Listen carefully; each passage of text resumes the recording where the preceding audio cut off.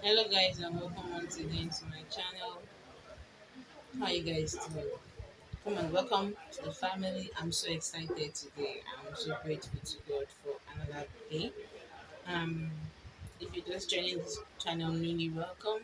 And if you've not joined, please join the family, subscribe. I'll share content that are very valuable. I speak more on values, I share content on family life, on parenting, on counseling, and I share more with the things that are happening in our society and how better or other better means that we can use to have a better society when we know these things. So if you love this kind of content, of course I'll be adding some part of lifestyle to it. If you love this kind of content that basically tells you on things that has to do with parenting, counseling, personal development, how to become better than what you are already, I would love you to join the family and always stay tuned to the end of this video to get the real gist. However, today I'm sharing a story that is very sensitive and touching. And this story has to do with a child, not just one, there are about three children. And the woman is always angry at her children that whenever they commit a crime, she beats them. Now, she beats them with anger, she beats them as if she hates them. The level of her beating and everything towards the children only made them stronger instead of just correcting their errors. Now, most African parents, including myself, sometimes spank my child for a particular offense. But then, why is this woman's story different? This woman needs to work on herself. She had an issue with anger. She had a big problem that kept pulling her back from being the kind of mother she ought to be and showing the kind of love that she needed to show to her child. So instead of her to be able to show that love, anger took place. Instead of her to be able to express love, she was expressing anger in the name of correction. As much as children can do something that could make you very angry or unhappy, but this woman's story is that the way she flocks her children, the way she deals with them, the way she insults and throw words at them is not just coming from a place of correction. It escalates even in minor issues, even in issues that shouldn't get to that level, in issues that she could overlook. She first is discipline naturally that she's giving to her children. But however, it has gone beyond discipline. Ask me why. Now this the first son got to the stage that no matter what you now do to him, he doesn't feel sorry. He will tell you the lie and still do what he wants to do. The first daughter became so hardened at heart that nothing she doesn't know what is pain anymore because all her life she has been raised in the place of pain, so she doesn't know what is pain anymore. This pain is just whatever you do to her is none of her business. She does what she wants to do. The least you could do is punish her and she don't care. In the same way to the younger sibling.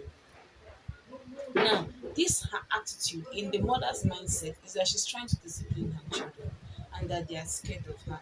But she has not dealt with her own issue, which is anger. She has not dealt with her own issue, which is knowing her own place and how to handle her children. Dear parents, don't let anger rule your heart in raising your children. We must be very intentional about that. If anger gets to that point where it's not the chairperson in your relationship with your children, it locks many doors in raising godly seeds. It locks many doors in relating with children. You will observe that so many doors have been locked for you. So many access that you would have had to your children has been locked. The place of friendship has been forgotten. You no longer have those things with your child because all those aspects has been locked out because there's a chairperson in your heart which is anger. So these children now now find it difficult to relate with you. They now find it difficult to talk to you. They find it difficult to tell you where they are having pains and issues. They find it difficult to seek your help in the place of confusion because they've known you that your arrogance, your anger issue will not make you to share or advise them on that particular matter wholeheartedly. So, to help your parenting, you must first of all check your own issues that you need to work on. You must check yourself. You will also put yourself in the shoes of your child and see when you're in that child's shoe, what did you even do? So, are there personal issues that you still have as a parent, especially as a young parent in this time? Be intentional to check what are those flaws that I need to work on myself as a parent. Where is that thing I need to touch in my life to make me a better parent? What is that aspect of my life that okay, I need to look into this thing, I need to do better in this thing to be a better mom or a better dad? If you miss your own flaws, your own problems, your own bad character, and your all your mindset is on the child and the child's bad side, you will not know when you failed woefully by not identifying your own faults. Know this: those flaws that you have, those issues that you still need to work on to make yourself better, if you don't attend to them, it affects your relationship with your child. If you have an anger issue, you need to go and work on it, man. If you are filled with lying spirits, you're always telling lies, even in front of your child. Like when they see you answering the call, everything that comes out of your mouth is lies. You're just lying, you are not sorry, you are not careful. You just those lies like buzz booze, anyhow, and that's your business. You tell the lies in their front. Then when you ask them question, you expect them to tell you the truth. They'll become constructive liars better than you. If you're the kind of person that there's so much issue within you that you've not been able to handle, it becomes difficult for you to be able to shield that kind of life in your child. For instance, you cannot be a parent that do not value God, your relationship with God, and you expect your child to just have it by magic.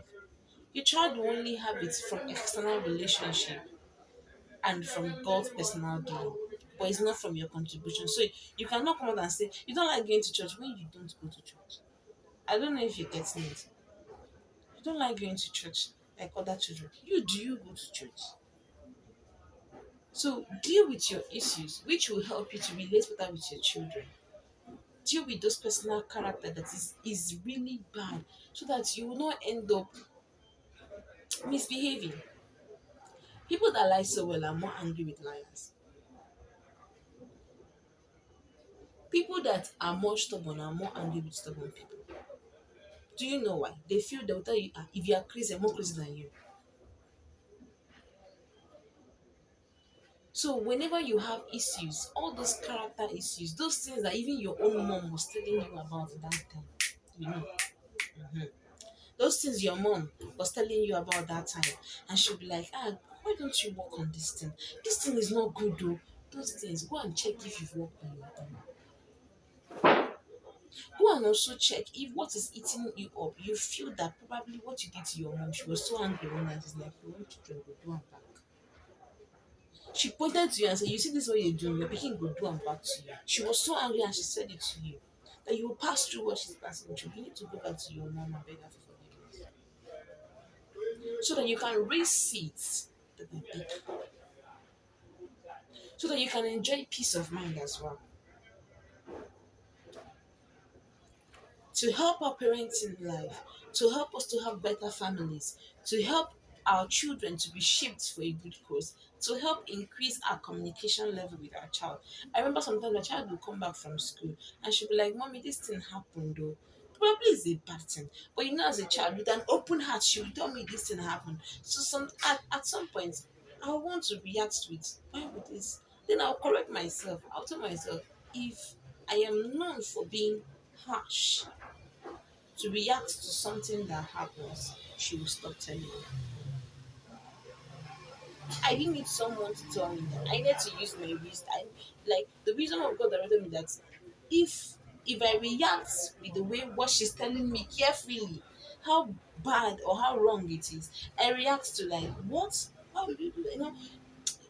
She with time she'll get scared in telling me something. So what I will always do whenever she shares something that's very bad to me is like, are you serious? Is that what happened?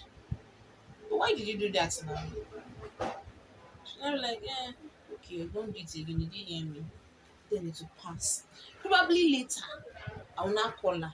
I will raise that topic again and now lay a little more emphasis on it. But not at that junction. I will just, pick it up and try to do it. I used to make the mistake with the son I had with me, but I'm learning every day. We keep learning, we keep on learning. So if you know those things that are in you or a product of the way you were raised, but you should tell yourself that this thing is not helping my family now. Unlearn, remove those things, unlearn them, and then learn new things, new tactics, new means to reach out to your child. During our prayer this month in the daughter's chat room, one of the things that God revealed to us is that every child comes with a peculiarity.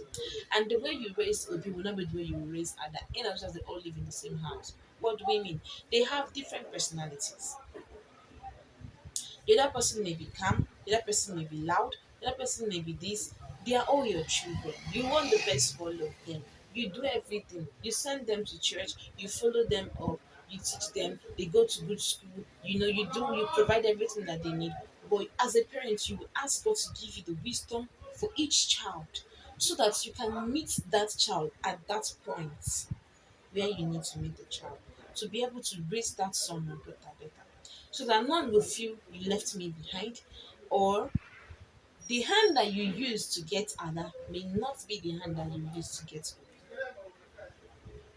So whenever you keep thinking that, oh, Ada's hand is working, it will not work in Nkechi. It will not work in Felicity. It will not work in Sophia because that person is different. So your love did not shift. What you just did was identifying personalities and knowing how to follow them up. You will administer it in love in a way that nobody feels left away. All you are doing is using wisdom to know how to address this. You should know that person that once she acts, you stare at her like this, she has gotten the message. Is that one that you will stare? She will stare at you back. It doesn't mean she did not hear you or he did not hear you. He will stare at you back. But once you stare at him, Ngozi will shift. When you stare at her, that will she will now before she will move back. It doesn't mean she did not get you, but the personalities are not the same. So when we identify our children's personality, it also helps us to be better parents.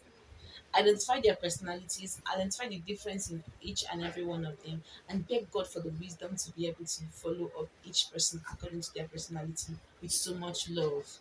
So finally, I will also add again, if you know that, oh, there's still a particular character in my life that is not good enough, that I know is affecting the way I raise my children. Is the character that you're the kind of person that you have so much friends, they come for hours, 2 hours, you are discussing, your children will just sit down. You people discuss for like hours. And there's no quality time to spend with your child. When as they grow, it gets to a place where they don't look for you. They also go and look for their own friends. Now tomorrow you will look for them and say you did not see them. It is a product of your own fault.